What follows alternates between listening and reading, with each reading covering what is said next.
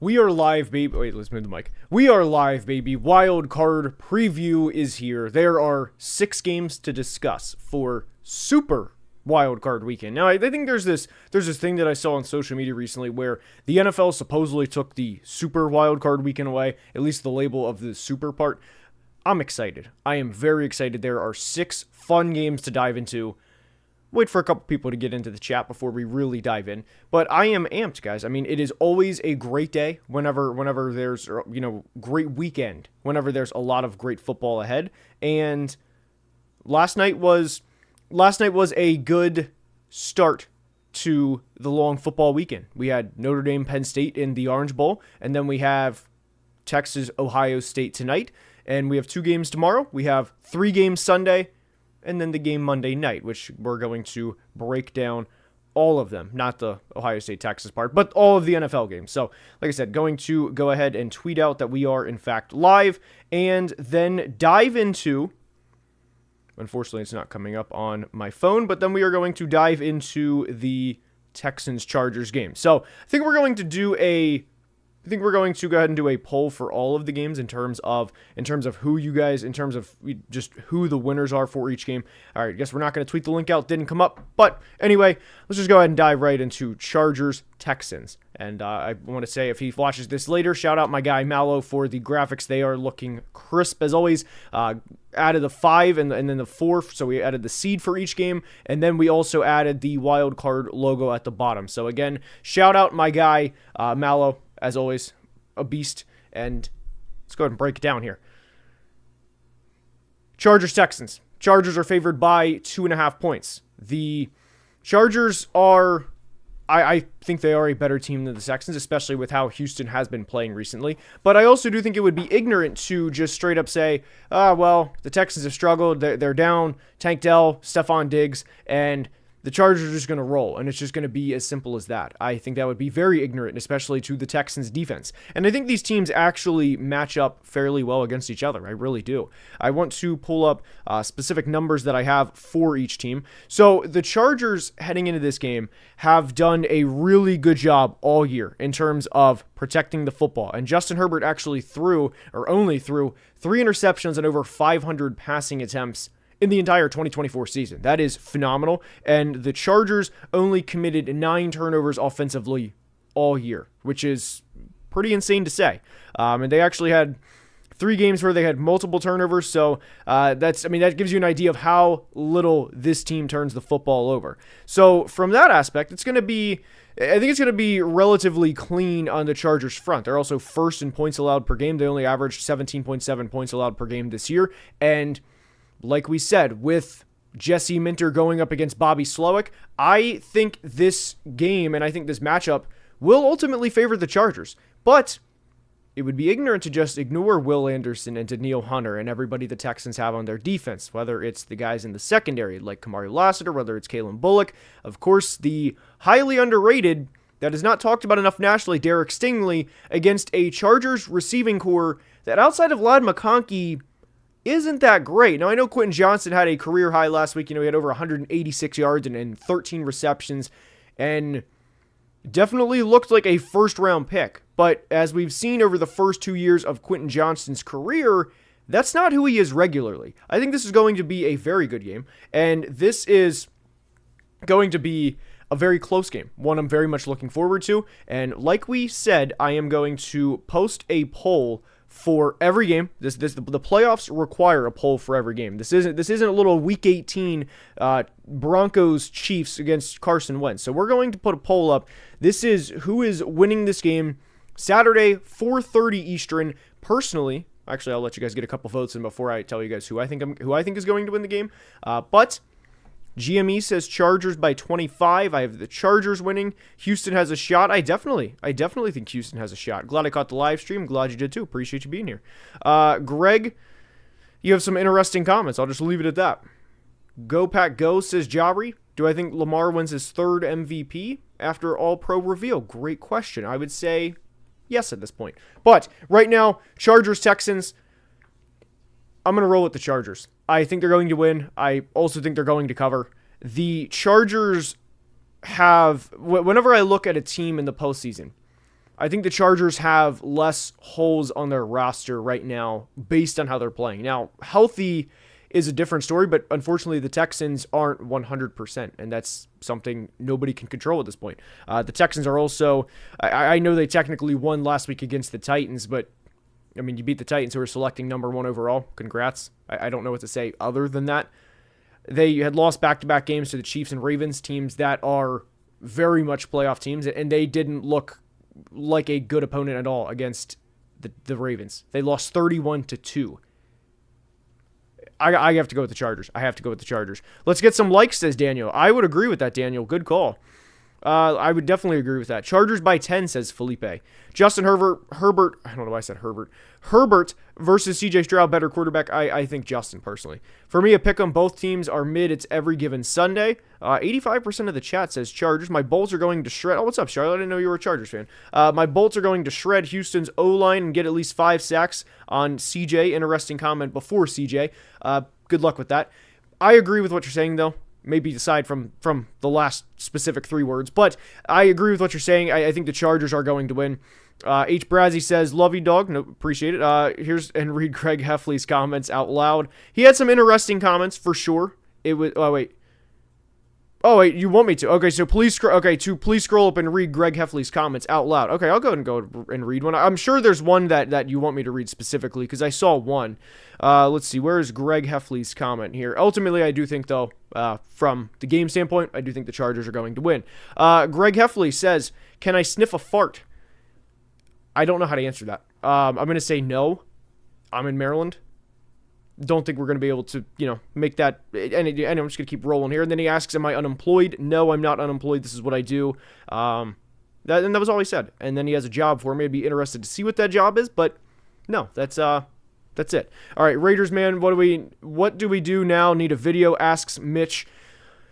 So Raider, Evil Mitch. Let me go ahead and let me break this down here. I'm going to end the poll here. A lot of people were saying Chargers. Appreciate everyone being in here, by the way. Please drop a like if you are enjoying. And what I would say is you're taking the steps in the right direction. I know firing AP and firing Telesco, especially Telesco, I was really surprised at that, especially after drafting both Brock Bowers and Jackson Powers Johnson and even DJ Glaze in the 3rd round. I thought he did a good job. I really did.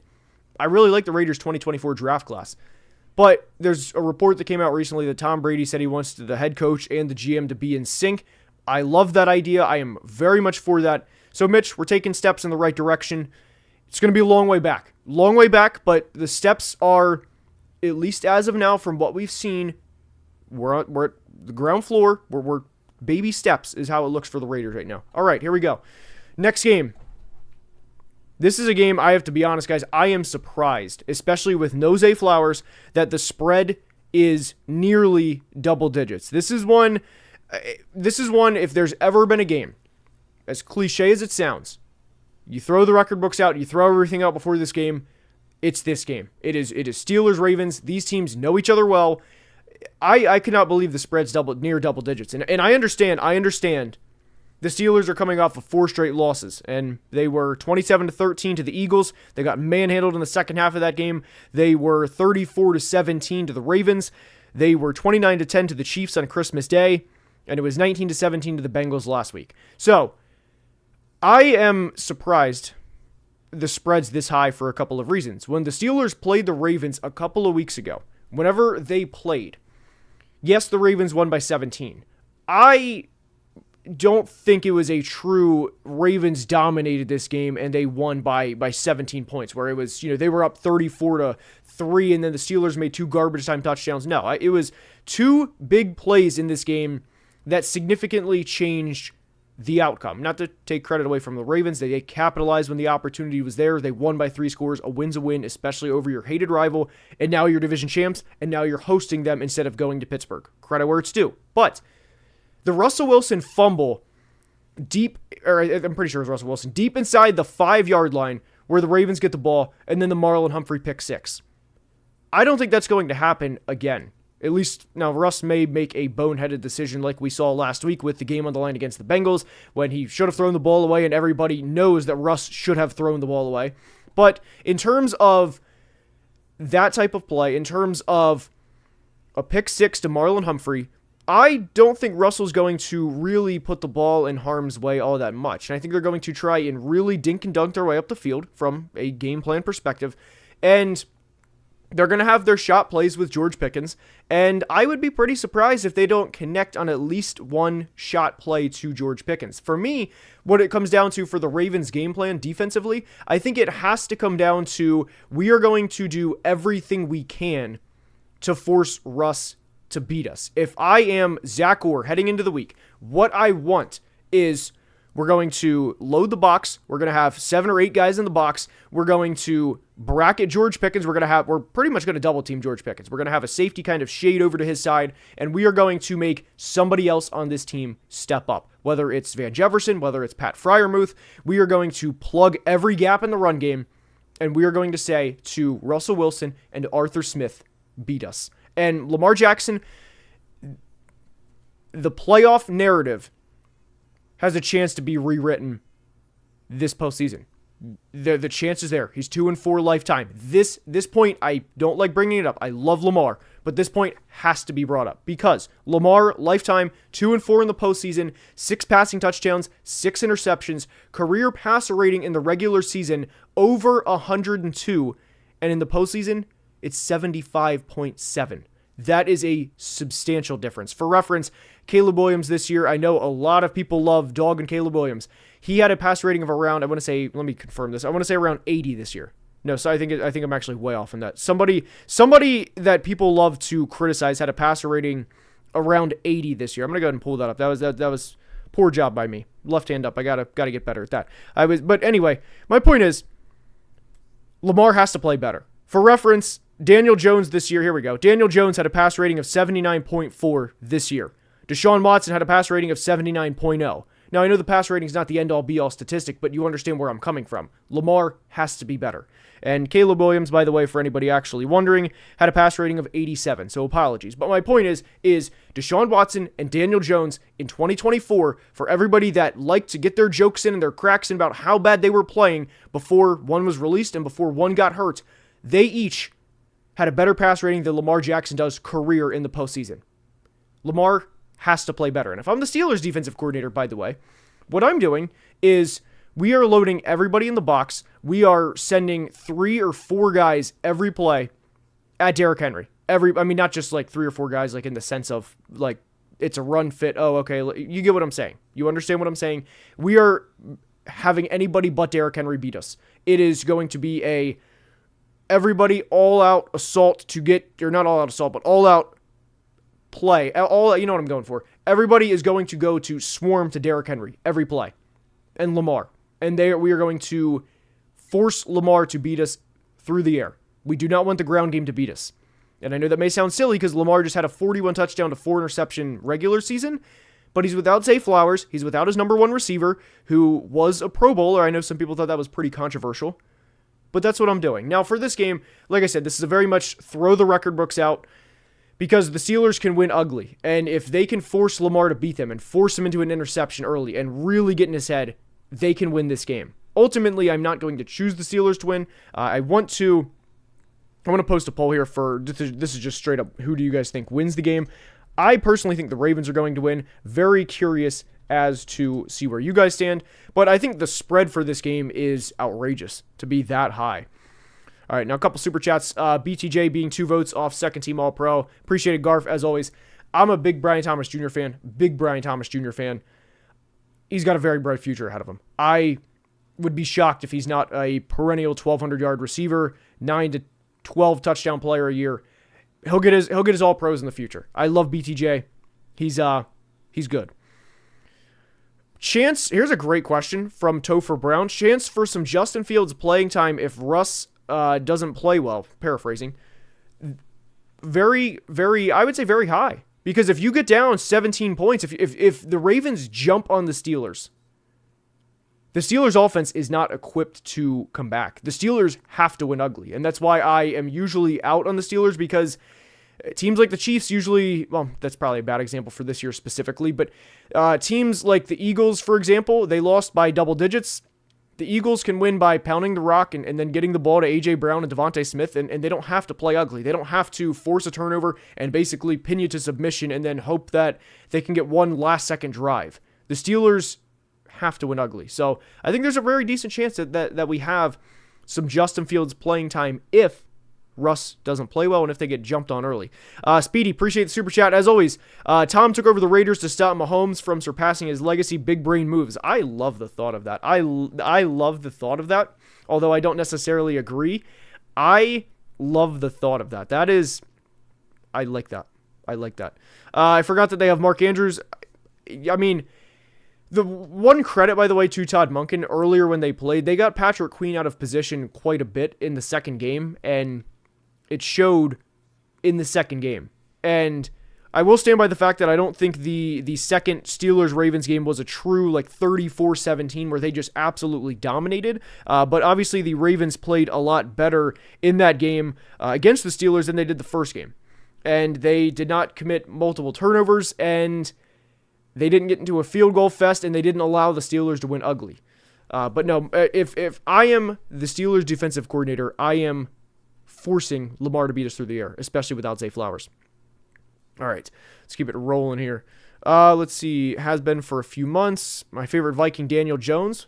Yes, favorite Viking, DJ. Let's see, let's keep it going here. And if you guys, what is up with Kyron Lacey? I saw some comments about this. I have not seen Kyron Lacey.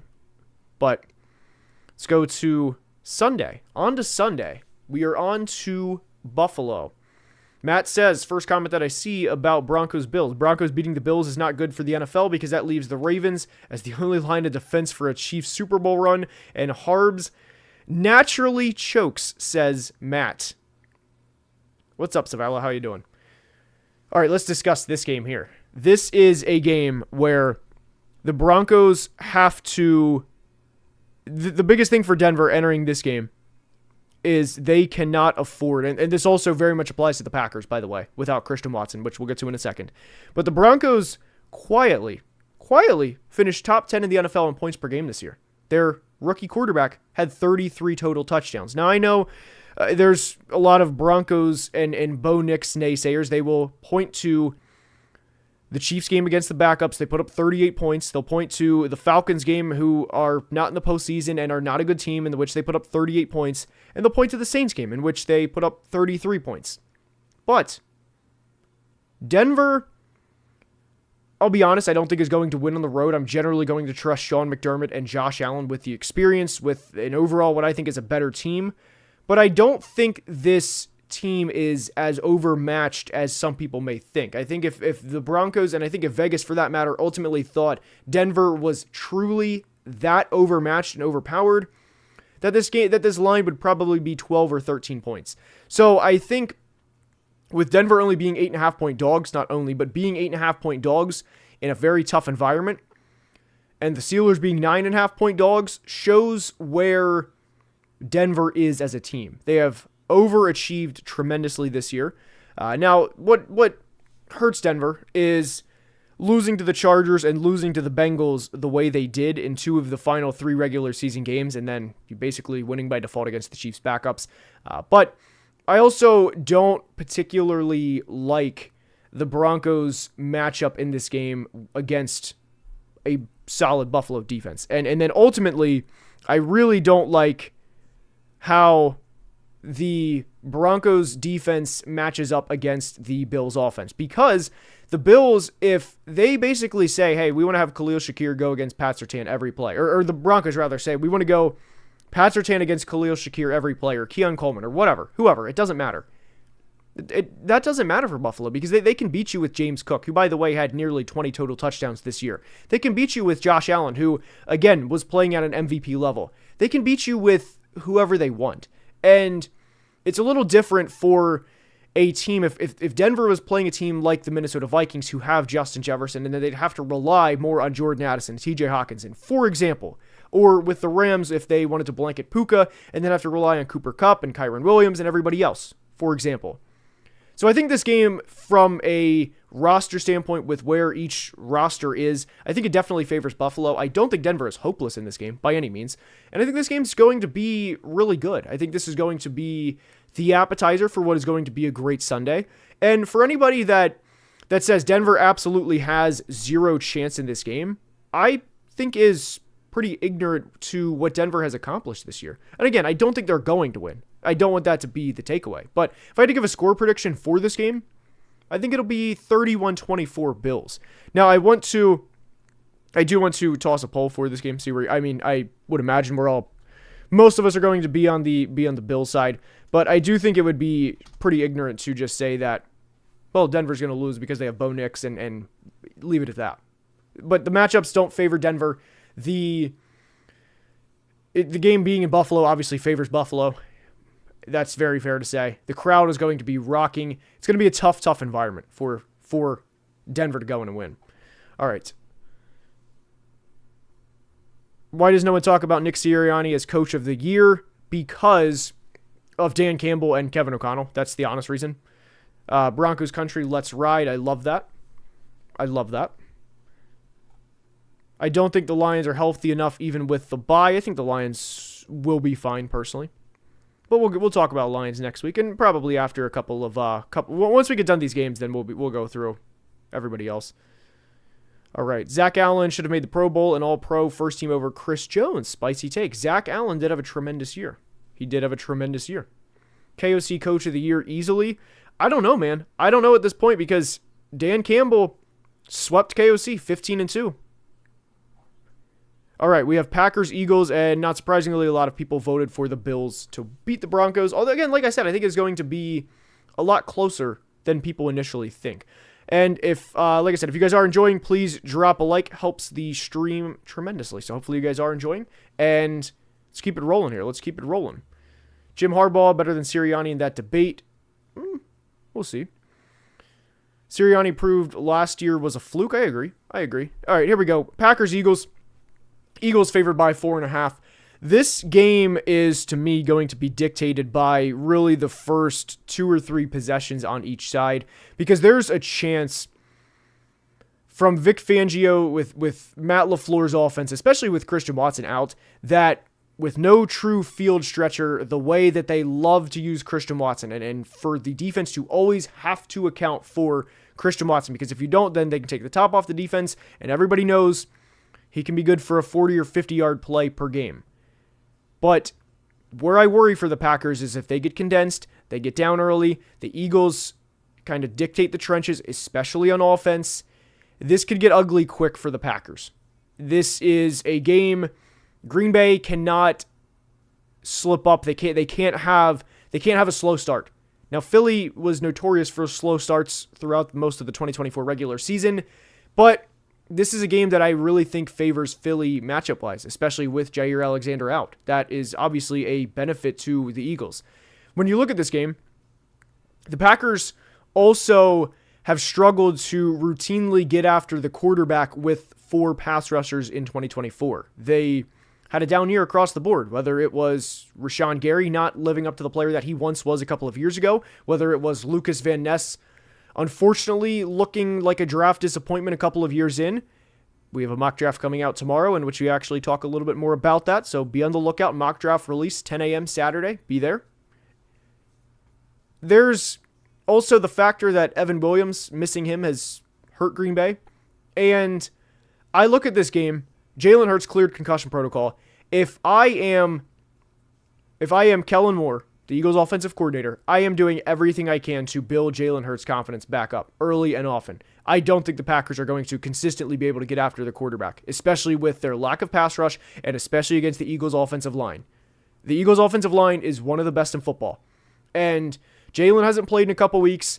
Get the short rhythm throws early. Get A.J. Brown on those short, quick passes early, whether it's a slant, whether it's a screen, whatever the case may be, get Jalen going early. And I think there's a very solid chance that if they do that, and then if it comes hell or high water, and you have to rely on an offensive player of the year in Saquon Barkley, you're going to be just fine. I would be very surprised if Philadelphia loses this game. I think Green Bay is tough luck this year. playing Philly and Brazil, the Vikings and Lions did sweep Green Bay. It's just a tough draw for Green Bay this year. I think they're fine in the long run, but I'd be very, very surprised if Green Bay wins this. So let's go ahead. I want to put up a poll here and see where you guys stand. I would be very surprised if Philadelphia loses this game, and I'm actually like oddly confident in the Eagles in this game. I know there's the questions about Jalen Hurts coming out of the protocol and everything, but I really think if they just follow the script, follow what the plan should be entering this game, that they're going to be just fine. What do you think about Saquon Barkley getting more than 20 carries? I would prefer... it kind of goes on game flow. I would imagine he'll probably get more than 20 carries. How do you see the Eagles' future if they lose this game? That is a tricky question. Now, I don't know how they would lose it. I don't know, like, are they getting beat bad? Is it a stunner? Is it a Jalen Hurts throws 2 picks? Is it, what happens? Do they beat themselves? Does Green Bay just roll the way they did against Dallas last year, where they get out to a 27-0 lead in the first 15, 20 minutes of the game?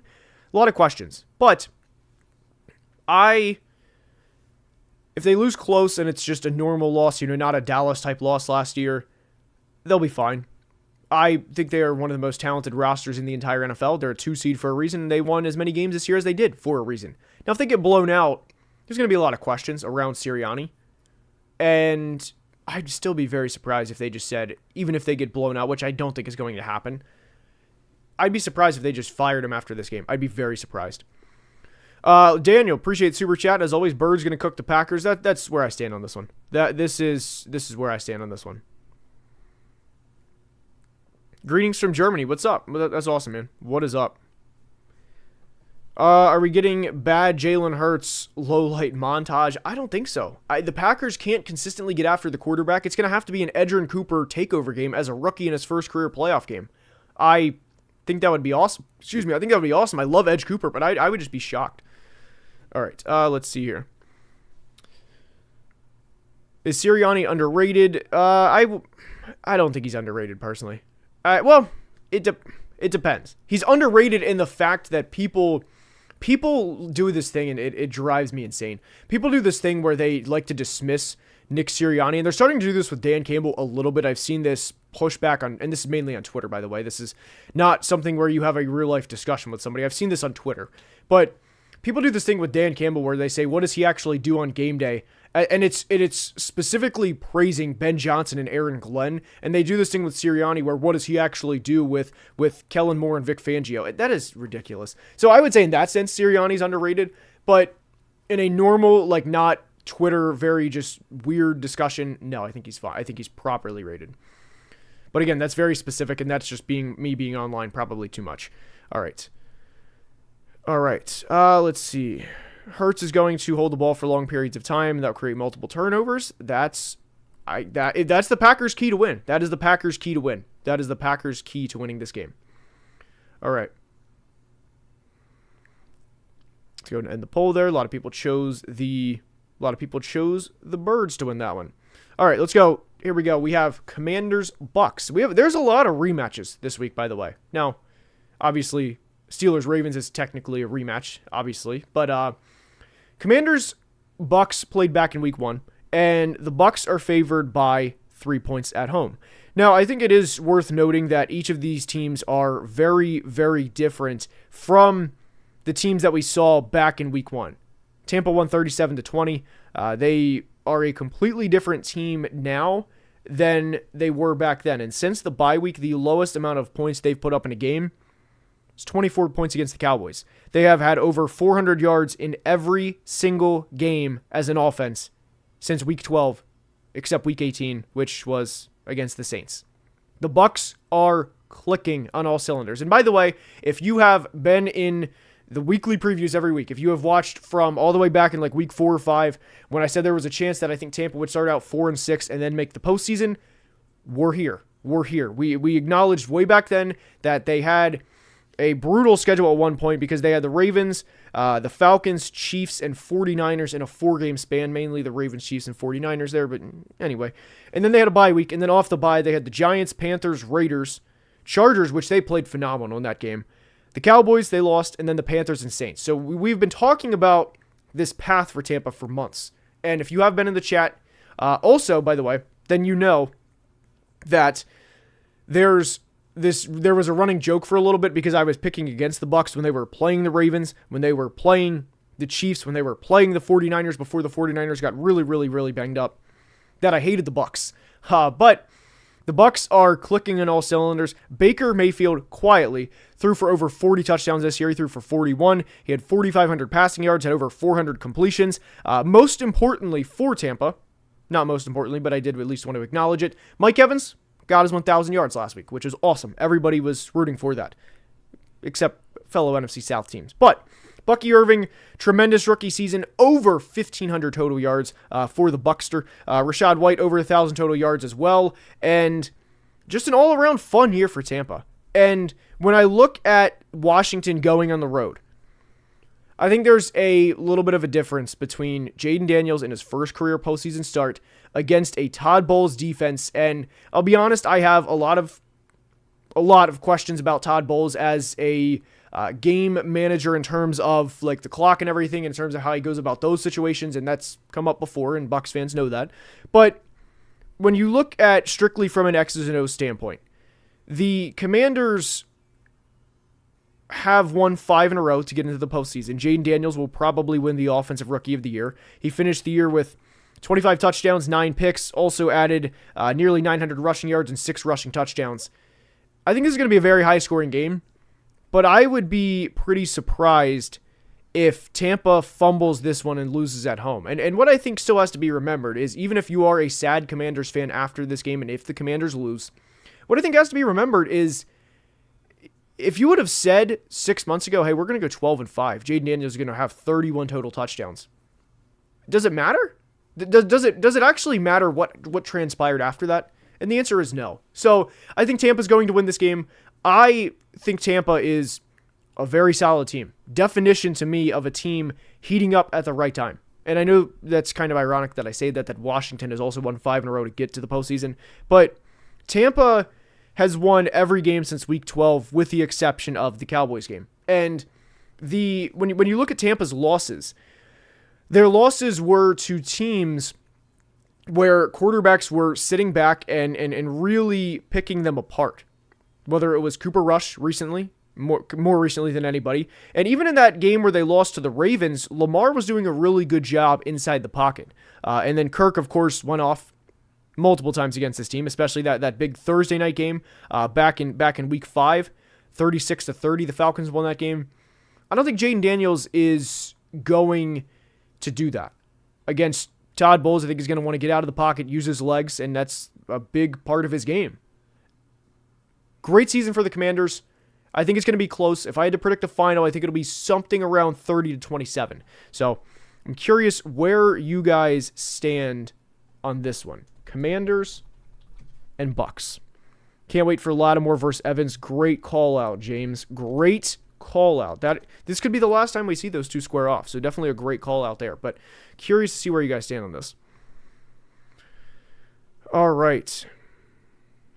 AK, not during the Vikings game. I can't. I'd be screaming. I'd be clapping the mics right here. So anytime the Vikings would make a play, it'd be like I can't do it. I can't. Not yet. We'll get to it eventually though. This will either be a Buccaneers blowout or Commanders winning by 1 point. And by the way, if you guys are enjoying, like I said, we're at 81 likes. Like, please, let's get up to 100. Let's get up to 100. Appreciate everyone being in here. Unhinged Garrett stream, it would definitely be an unhinged Garrett stream for sure. There's no denying that. I'm not even trying to hide it. All right.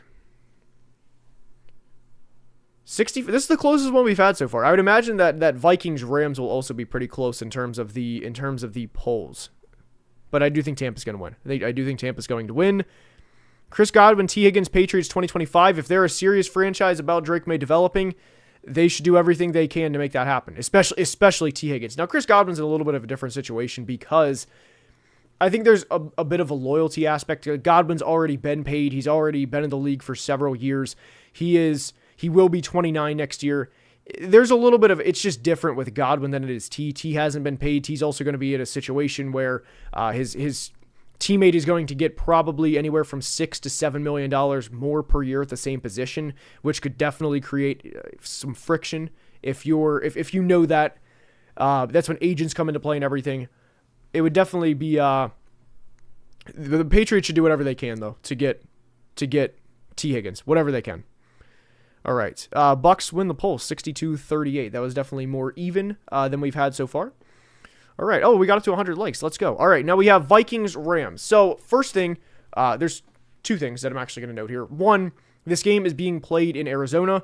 That's the first. Well, sorry. The first note is we are, of course, wishing the best and hoping the best for everybody around Los Angeles and everybody that is being affected by the wildfires right now. And that's the reason why this game was moved to Arizona.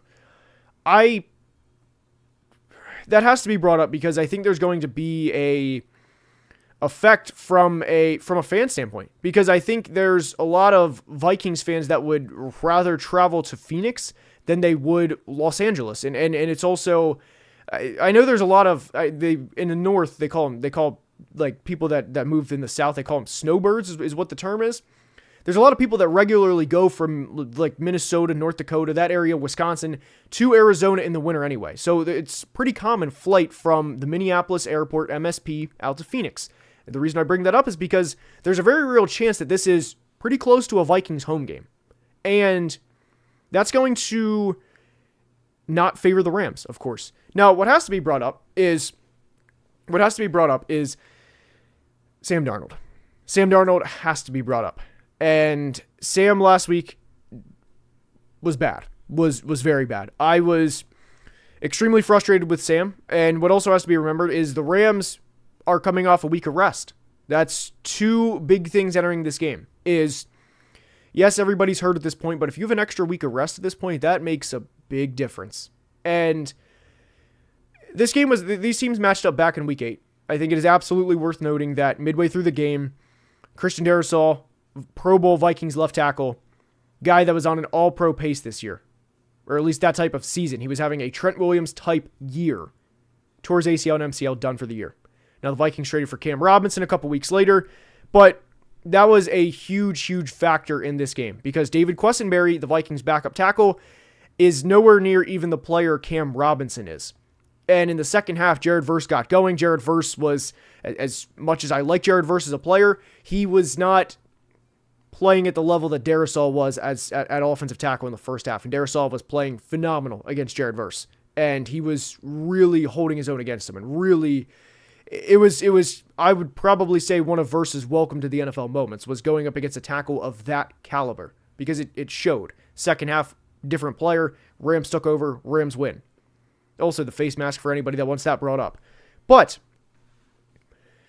what I think should also be noted on the Vikings part is the last time Sam Darnold had an absolute stinker of a game was the Jags game earlier this year. And the next couple of weeks, it was very much, okay, how is Sam Darnold going to respond? Is this back to the same old Sam Darnold? Because within that Jags game, for anybody that may have watched that game, Sam threw 3 interceptions, and I think all 3 were pretty bad. There was one specifically, Jefferson was running a 5-yard shallow. He was running a 5-yard in. Very simple.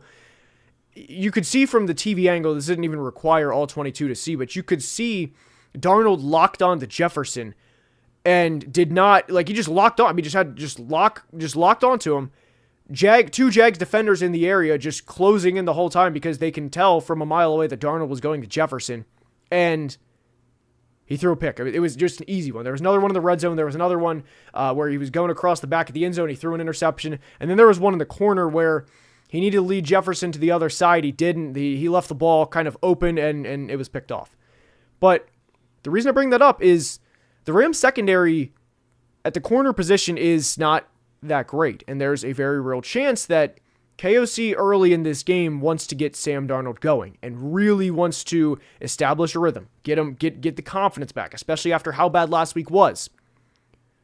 Sam Darnold in the 4 games after that poor Jags game in which the Vikings narrowly escaped with a 12-7 win, in which Sam Darnold threw 3 interceptions and the rest of the team stepped up.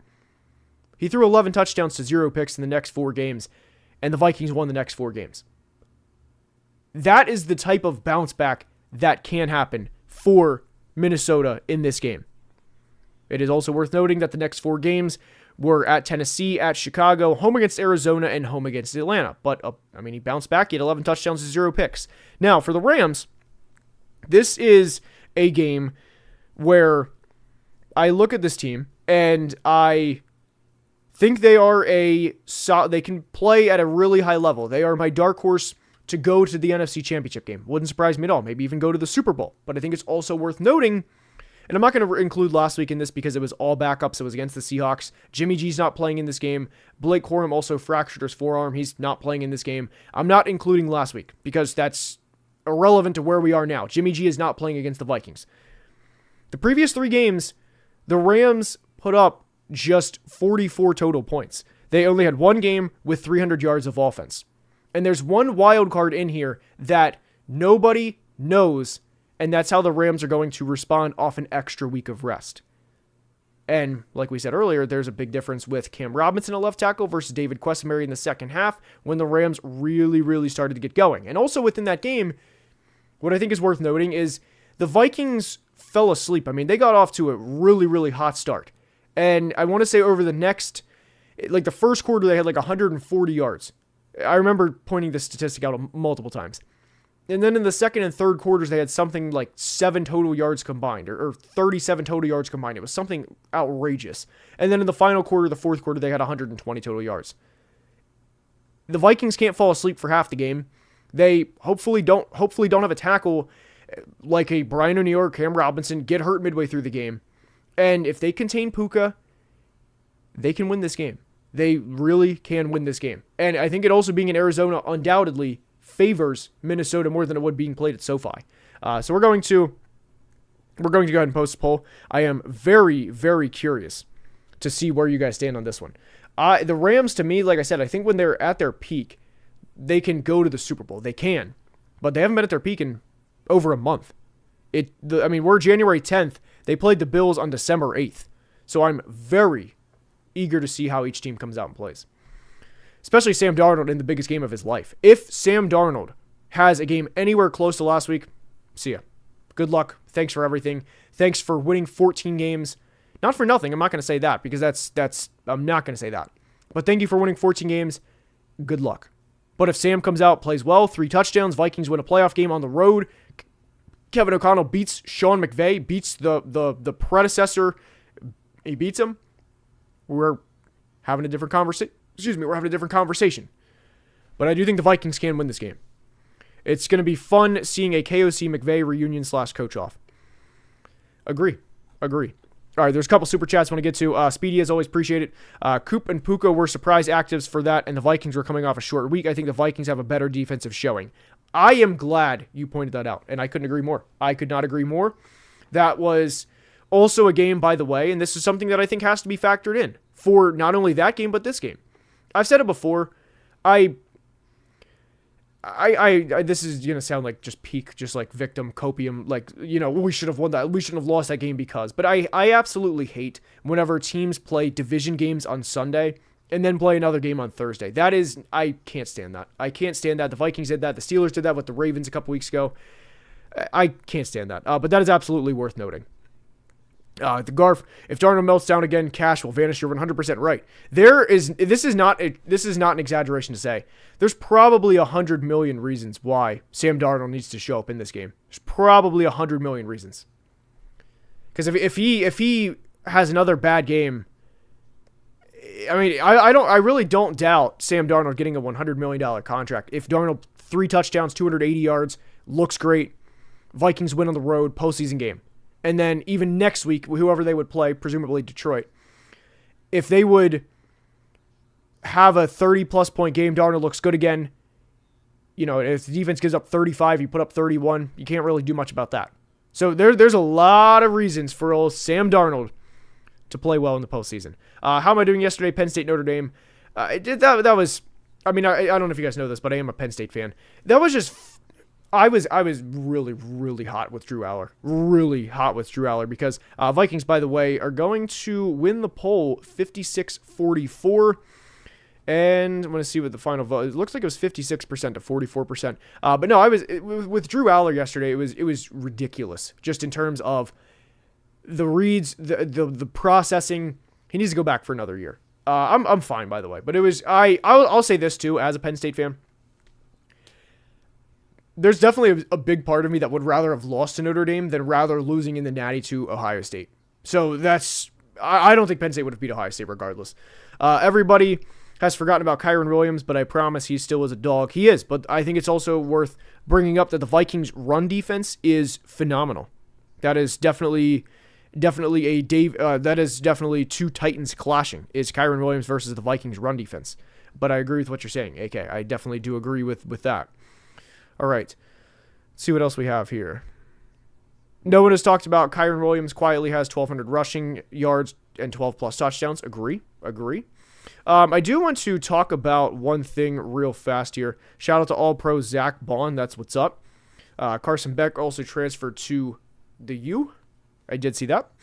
McVay is one of those coaches that schemes up a masterclass, always has some tricks in his book, kind of like Andy Reid in that regard. Let me move the comments section over to this screen. There we go. No, I'm looking right at you guys rather than looking over to the side. All right, so one thing that I did want to discuss here, by the way, and if you follow me on Twitter, you saw this earlier this week.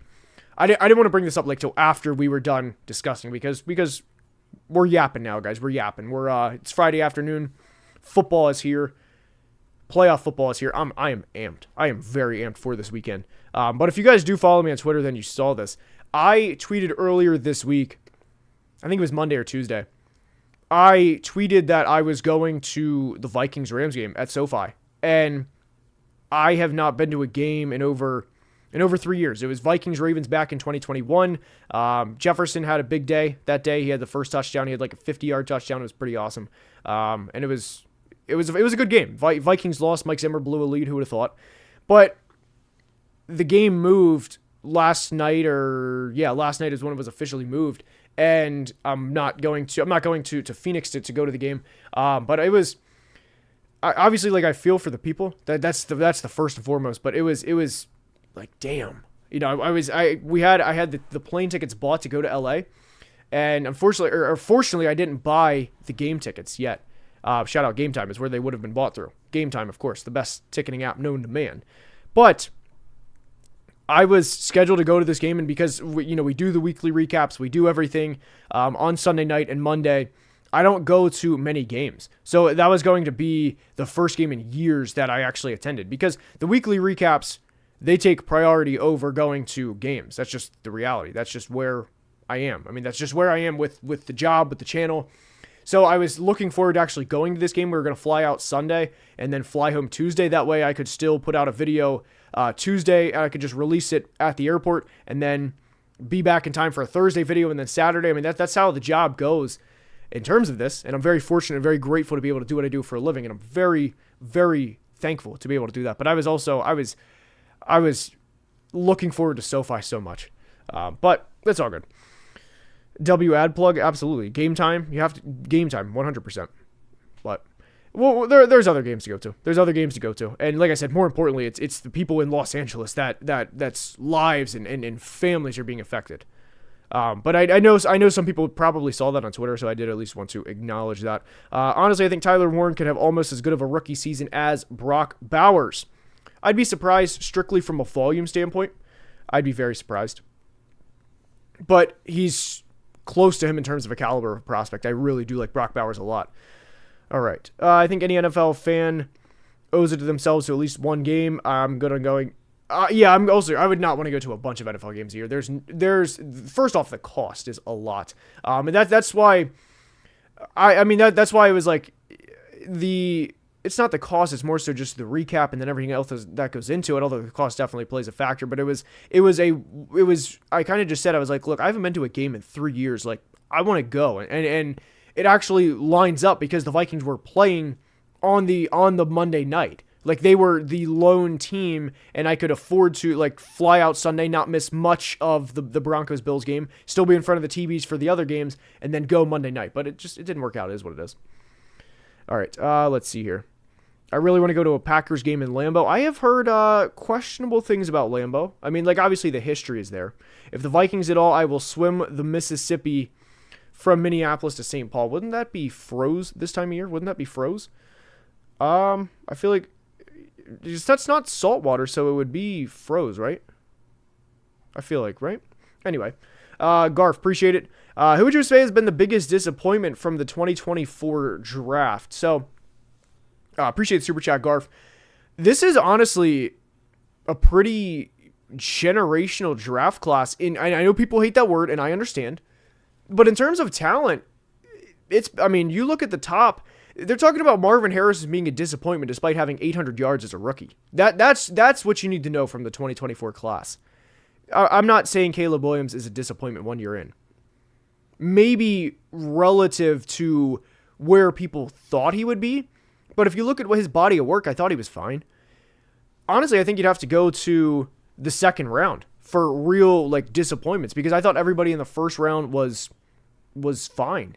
Now, Darius Robinson of the Cardinals didn't play for a while. That's definitely one. J.J. McCarthy didn't play at all, which is not in his control. It's not like he threw 7 interceptions in a span of 2 games. So this draft class is pretty generational, man. I would say Jalen Polk, unfortunately for the Patriots, is absolutely up there. But it's a pretty generational class. Biggest disappointment, to give you an actual answer, I'm just thinking how the draft went off the top of my head. I would actually, I'll give you one. I'll give you an answer. But this is also kind of tongue-in-cheek because I think he's going to be fine. But he had 2 Pro Bowlers in front of him. And it'd probably be Dallas Turner or the Vikings because he was on the field. He didn't have anywhere close to the impact that Jonathan Gurnard and Andrew Van Ginkel did. But overall, it's an elite draft, man. It really, really is. This is a great point here, Dominic, and I couldn't agree more. People have unrealistic expectations for a player and then get disappointed when they don't meet those expectations. I could not agree more. And for reference, Marvin Harrison Jr.'s receiving yards line at the beginning of the year was set over under 1,000 yards as a rookie. That shows the type of player he was expected to be. So I'm with you. I'm with you. And I still think he's going to be fine, by the way. I love him. Like, I think he's great. Hey, did you see that Brock Bowers is the 4th rookie to ever get first-team All-Pro? That's awesome. I saw that he was. I didn't see that he was the 4th rookie ever, but that's awesome. Really happy for him. I like Brock a lot. I'm a big Brock guy. All right, so let's move. Let's see here. What else do we have here? What other comments do we have? What other comments do we have here today, guys?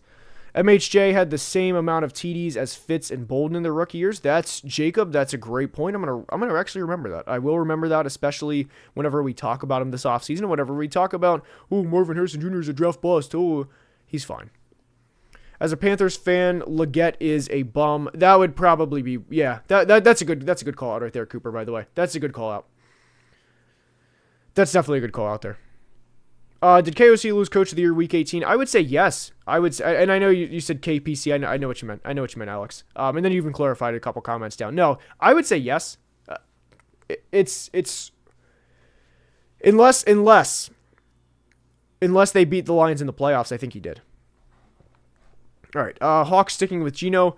I would say yes because I think the Seahawks are in a very difficult situation. They kind of remind me of the Steelers of the NFC where, okay, we have this guy, but let's just think out loud. What are we actually going to do? Are we going to trade multiple first-round picks? Are we going to give Sam Darnold, not trade multiple first-round picks for Sam Darnold, but give Sam Darnold a $150 million contract? Are we going to, and I'm just spitballing here, I'm not looking into the cap at all, I'm just thinking out loud. Are we going to bet the farm on Justin Fields? Are we going to, I don't think the Seahawks could even trade up in the draft if they wanted to, reasonably, because I don't think the Browns or whoever would want to move down. So they're really in no man's land. So I think they keep him. I think they do keep Geno. All right, let's see here. I made it. What's up, Michael? What's up, Mike? How we doing?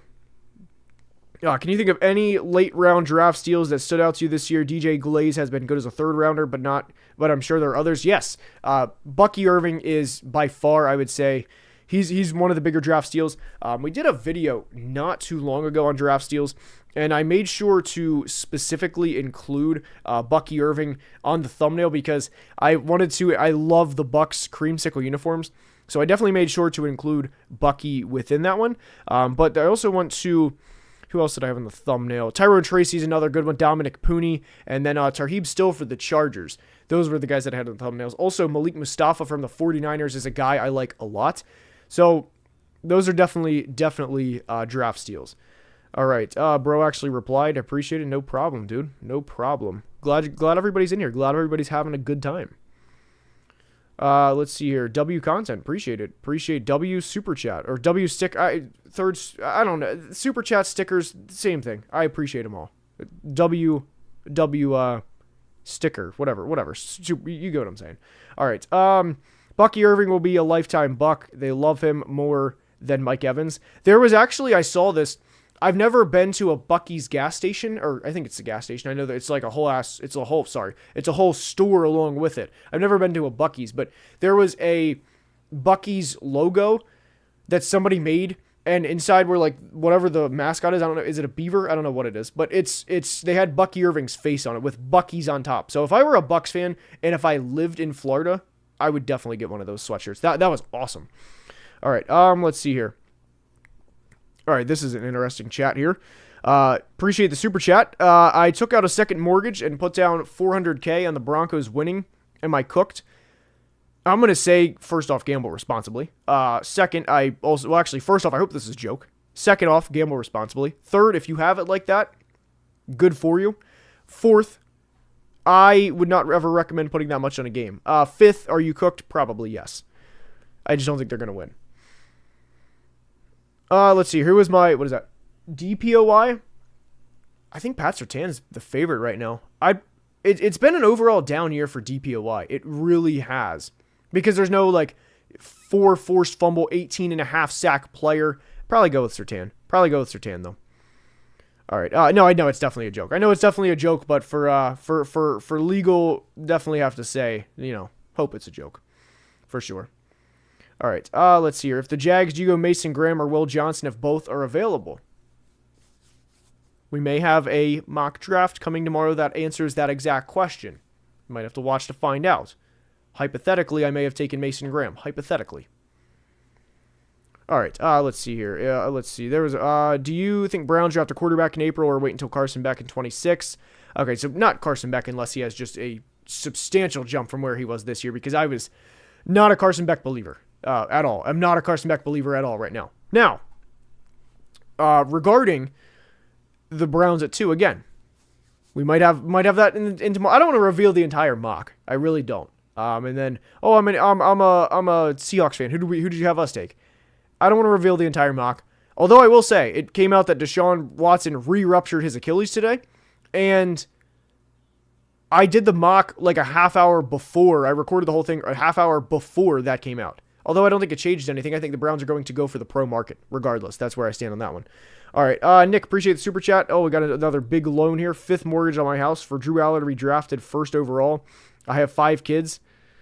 I should not have opened that can of worms. Yes, you're cooked. Drew Aller is going back to school. He is not in a good position right now. Drew Aller played bad last time, man. And I don't like getting in the business of criticizing 20, 21-year-old prospects and just saying, this guy is destined. I hate when people do this for clicks. This guy is destined to be a draft bust. All sizzle, no steak. DK Metcalf is a bust waiting to happen. That was an actual headline back when he came out back in 2019. I don't like when people do that to 20, 21, 22-year-olds that haven't taken an NFL snap. But Drew Aller last night was not good. He was not good, and that's very fair to say.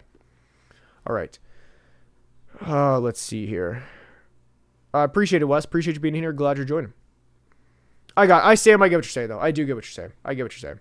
Let's see here. Which language would I learn if I could? Probably Spanish. People said Herbert was a bust waiting to happen. I understood that one. I really did. I understood the thought process there. I thought he was a developmental quarterback. I wouldn't have taken him 6th overall personally, but I get it. I mean, I understood the concerns. Who's getting Harold Fannin? A basically big receiver. He would be a hell of a chess piece. Honestly, I could see the Eagles getting Harold Fannin. That would be very Howie. That would be very Howie. All right. Do you understand the Titans firing Rand? No, I don't. That was one I strongly disagreed with. I hated it for Rand. I hated it for Titans fans. I didn't understand it at all. I thought it was not good. That was not something I agreed with at all. I hated that hire. I hated that firing. Rand Carthon should still be the GM. All right. Do Vikes go defense, corner, or defensive tackle? We'll see. We'll see. Honestly, it depends how the board plays out, though. If somebody like Kenneth Grant's available that late in the first round, I hope they take Kenneth Grant. I really hope they take Kenneth Grant. He's an animal. And it also depends like corner-wise who's there. Let's see here. Alex Parker, I'm not going to answer that one. That's just, and I know people are going to scroll up to see what that comment is, so I'll at least give you that. I'm not going to answer that one. Love from Denmark, appreciate it. Appreciate that a lot. Appreciate that. Appreciate that more than you know. My Steelers need Kenneth Grant. That would be, the Steelers are in a tough situation because they might have to trade up to get somebody because it's tough. It's tough. All right. And we actually, I mean, I think the Steelers are going to lose, so I think their draft order is kind of set with where they're going to pick in the first round, like right around 22, 24, somewhere in there. We'll see how the Steelers plays out. I want the Rams to get Tyler Warren. Is that bad? No, it's never bad to want a good football player. It is never bad to want a good football player. It is a great thing to want Tyler Warren. I just don't think he'll be there. Love from Shepherd U. Dude, I actually went to Shepherd. I don't know if you knew that. I don't know if you knew that and you're saying that, but I actually am. Go Rams, Shepherd alum. I don't know if you knew that. I don't know if you knew that commenting that, but I actually did go there. Shout out. And actually, I do want you to comment back. Salad Tosser, if you are like still watching, drop some comments because I did go there. As a Jags fan, I would like to thank the Titans and Colts for their GM decisions. I get it. I would too. I really hope that the Jags move on from Balky and they hire Ben Johnson. I really, really hope they do that. Thoughts on Jackson Dart? Good developmental option. There's been talks recently, and I hope this is just January talks and not teams convincing themselves that he's a franchise quarterback, first round, top 20. But there's been talks of him like potentially top 40, top 35 picks. I really hope that doesn't happen.